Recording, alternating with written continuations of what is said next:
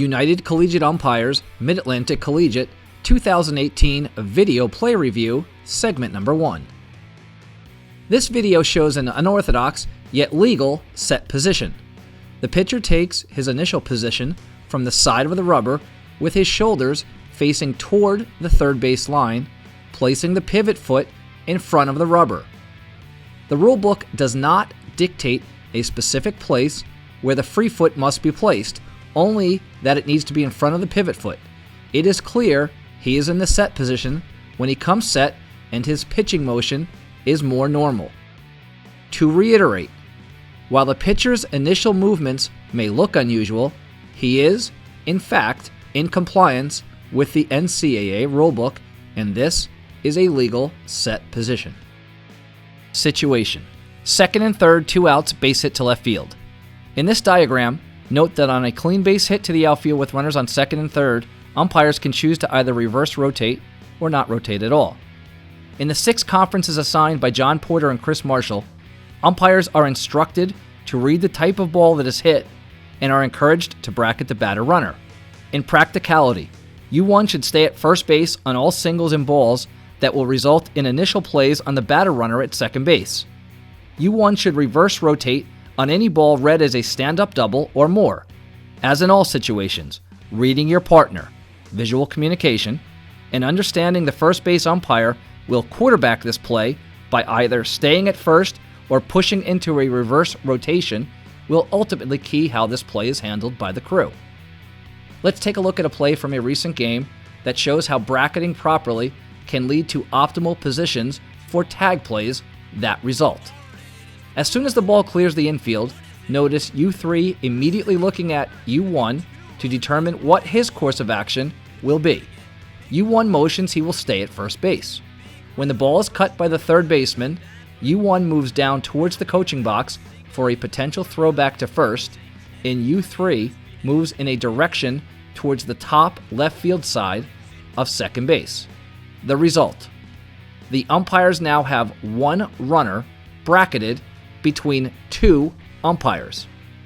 As the runner rounds first, the defense throws behind him. U1 is in a perfect wedge position for this play.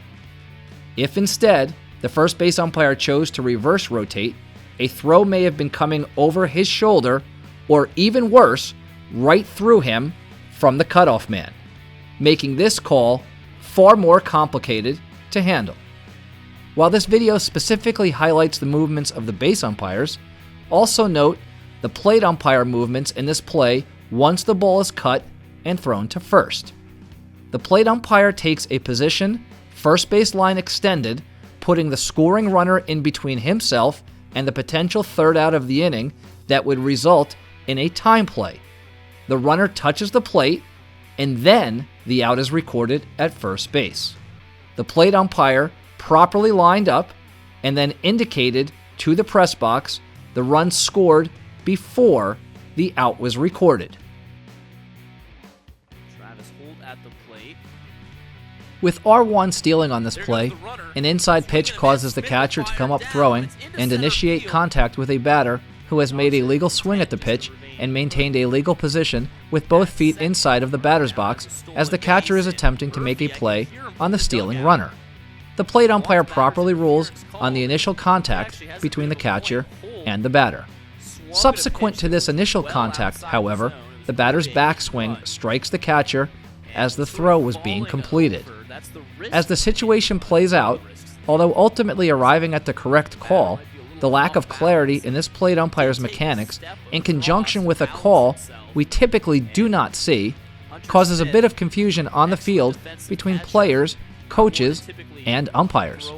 In a perfect world, this umpire would have ruled on the initial contact as he did, and then pointed at the backswing contact, since those are 2 separate and distinct interactions between the catcher and batter that must be ruled upon. After the initial throw did not retire the runner, the plate umpire should have come out from behind the plate and again pointed at the batter, stating, "That's backswing interference," and placed R1 back at first base. It appears from the video this umpire was about to place the runner back at first when he put his hand up as the defensive coach came out to discuss the call. Instead of continuing and executing the award, the umpire engaged in a conversation with the defensive coach, and in so doing, it appeared to the offensive team this umpire was talked into the ruling.